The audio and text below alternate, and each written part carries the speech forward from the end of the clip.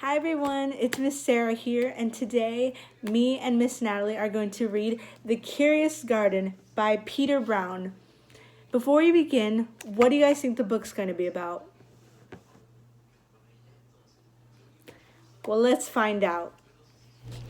There once was a city without gardens or trees or greenery of any kind. Most people spent their time indoors. As you can imagine, it was a very dreary place. However, there was one boy who loved being outside. Even on drizzly days, while everyone else stayed inside, you could always find Liam happily splashing around his neighborhood. It was on one such morning that Liam made several surprising discoveries. He was wandering around the old railway, as he did from time to time, when he stumbled upon a dark stairwell leading up to the tracks. The railway had stopped working ages ago, and since Liam had always wanted to explore the tracks, there was only one thing for the curious boy to do.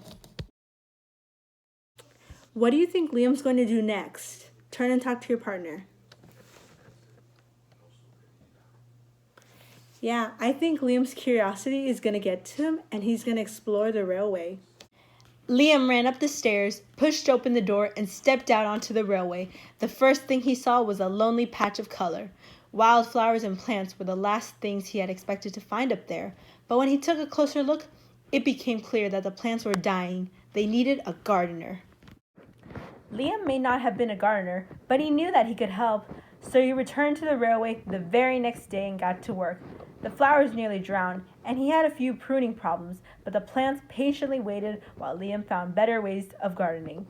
As the weeks rolled by, Liam began to feel like a real gardener, and the plants began to feel like a real garden. Most gardens stay in one place, but this was no ordinary garden. With miles of open railway ahead of it, the garden was growing restless. It wanted to explore. The tough little weeds and mosses were the first to move. They popped up farther and farther down the tracks and were closely followed by the more delicate plants. Over the next few months, Liam and the curious garden explored every corner of the railway. Notice all those beautiful flowers around Liam right now? Those are very pretty. What kind of flowers do you think they are? Notice how this side of the railway looks broken down? What do you think caused this? After spending his spring and summer and autumn with the garden, Liam's time on the railway was finally interrupted by winter.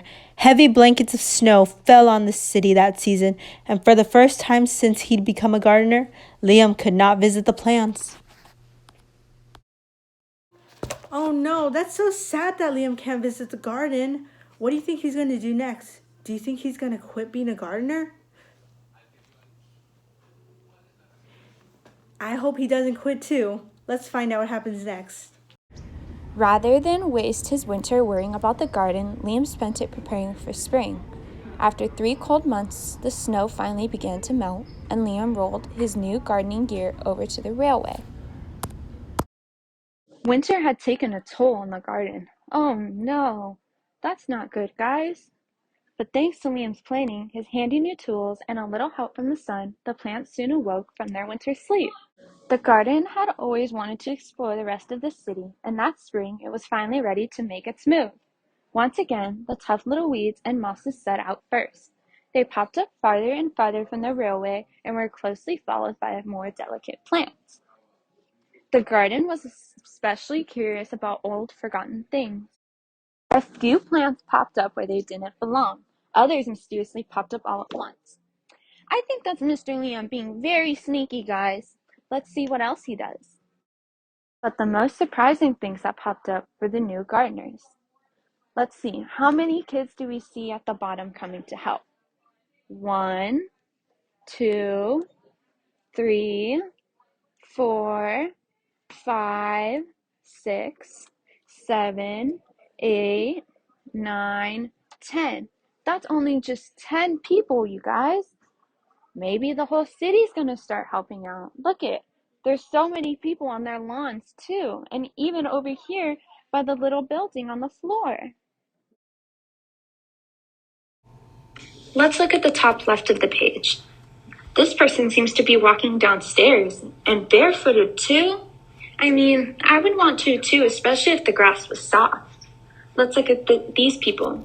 It looks like they're having a picnic while this guy's taking a break from gardening.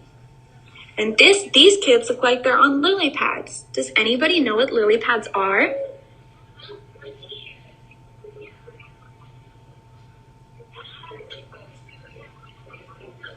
Those are some good answers. Lily pads is basically a leaf with the ability to repel moisture from its surface. So it is a leaf that doesn't hold in water. The water just comes off of it. That's why it can float on top of the water. But they're jumping on it. Those must be some really good lily pads. And let's look at this page. Look at that girl. She's even sitting on the giraffe. And she's taking off leaves off of its neck too. I would be scared to sit on a giraffe. Would you? And these people, look, they even made some houses from the tree. That's a really big tree. And this kid's even climbing the branches. Oh, and that's a big factory. And look, there's a big abandoned house on the top that's even growing plants. There's plants all throughout the pipes. And this boy at the bottom, he's painting this beautiful scenery that he sees. Nature is a beautiful thing. Many years later, the entire city had blossomed, but of all the new gardens, Liam's favorite was where it began. This is the end of the book, you guys. Look at the whole city. Wow, that's a lot of gardens. You have some on rooftops, some on top of buildings, you have some in parks. You even have some houses on top of old factories. And look at the railway. That is where Liam's journey began, and that is where the garden had grown from. Hi you guys, thank you for reading our book The Curious Garden with us. I hope that you guys learned that being curious isn't so bad as you guys think. So many beautiful things have come to light throughout our world because we were curious and decided to look at them. So I hope you guys enjoyed the book and thank you for reading it.